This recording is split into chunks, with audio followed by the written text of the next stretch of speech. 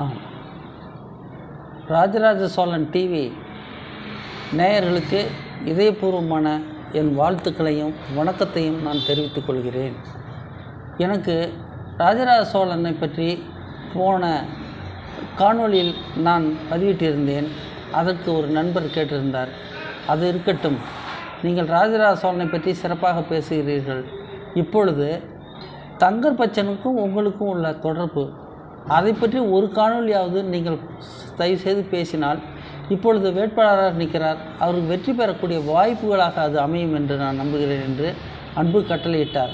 நேயர்களே, மன்னிக்கவும், இப்பொழுது நான் தங்கர்பச்சனை பற்றி 2 காணொளியை நான் உங்களிடம் பதிவிட்டுவிட்டு அதன் பின் ராஜராஜ சோழனை பற்றி நான் தொடரலாம் என்று நினைக்கின்றேன்.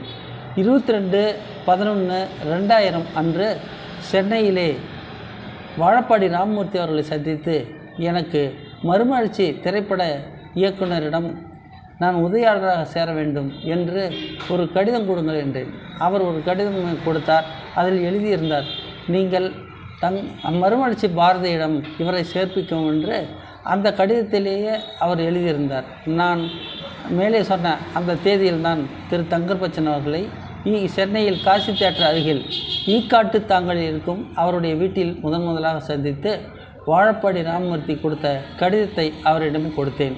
அவர் கடிதத்தை படித்துவிட்டு, நீங்கள் எழுத்து வடிவம் மிக அற்புதமாக வருகிறது, நான் உதவி இயக்குனராக சேர்த்து விடுகிறேன், அதில் ஒன்றும் நேரங்காலம் ஆகிவிடாது, நீங்கள் முதலில் எழுதுங்கள், எதையாவது பற்றி நீங்கள் எழுதுங்கள், உங்கள் எழுத்து வன்மை நன்றாக இருக்கிறது என்று என்னை ஊக்கப்படுத்தினார்.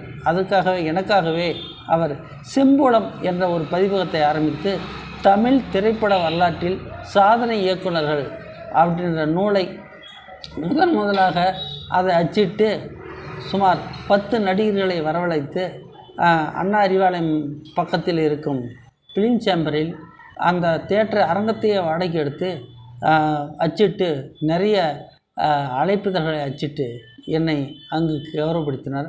அந்த நூல் எக்கச்சக்கமாக அன்று விற்பனையானது.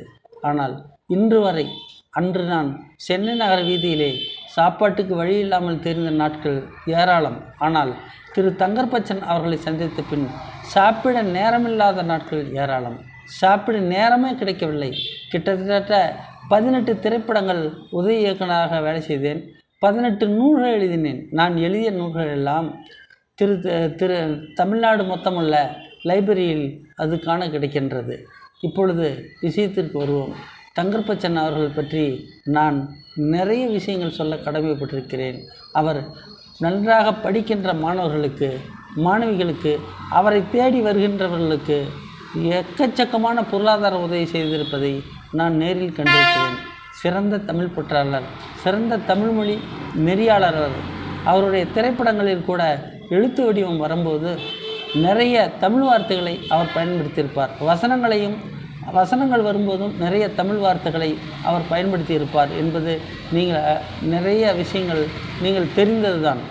சரி, தங்கர்பச்சன் அவர்களுக்கு நீங்கள் ஏன் வாக்களிக்க வேண்டும், எதற்காக வாக்களிக்க வேண்டும் என்பதை நான் சொல்லிவிட்டேன். ஒரு மிக சிறந்த தமிழ் பற்றாளர், மிக சிறந்த மனித நேயம் கொண்ட மாமனிதர் அவர் என்பதை நான் உங்களிடம் சொல்லிக் கொள்கிறேன். அவர் கடலூர் பாராளுமன்ற தொகுதியில் போட்டியிடுகிறார். அந்த பாராளுமன்ற தொகுதியில் திட்டக்குடி, விருதாசலம், நெய்வேலி, பண்ருட்டி, கடலூர், குறிஞ்சிப்பாடி, புவனகிரி, சிதம்பரம், காட்டுமன்னார் கோயில் போன்ற சட்டமன்ற தொகுதியில் இருக்கும் ஆண் வேட்பாளர்கள், பெண் வேட்பாளர்கள் அவர்கள் அனைவரும் மாம்பழம் சின்னத்தில் முத்திரையிட்டு அவரை பெருவாரியான வாக்குகள் வெற்றி பெற செய்தால் அவர் நிச்சயமாக பாராளுமன்றத்தில் நிறைய தமிழர்களுக்காக உழைக்க கடமைப்பட்டிருக்கிறார். அதே போன்று ராஜராஜ சோழன் பாராளுமன்றம் என்ற பெயரையும் அவர் அங்கே வைப்பார் என்று நான் உறுதியாக நம்புகிறேன். ராஜராஜ சோழன் பாராளுமன்றம் என்ற பெயரை வர வேண்டும். உலகத்துக்கே வழிகாட்டியான ராஜராஜ சோழனை பற்றி நான் நிறைய விஷயங்கள் சொல்ல கடமைப்பட்டிருக்கிறேன். ஊடாக இந்த ஒரு விஷயத்தையும் நாம் சொல்லிவிடலாம் என்று தான் நான் உங்களிடம் பேசுகிறேன். மறுபடியும் நான் நன்றி கூர்ந்து சொல்கிறேன். திரு தங்கர்பச்சன் அவர்களுக்கு மாம்பழம் சின்னத்தில் முத்திரையிட்டு மிக பெருவாரியான வாக்குகள் வித்தியாசத்தில் அவரை வெற்றி பெறச் செய்தால் தமிழ் வெற்றி பெற்றது, தமிழர்கள் வெற்றி பெற்றார்கள் என்று அர்த்தம். நன்றி, நன்றி, வணக்கம்.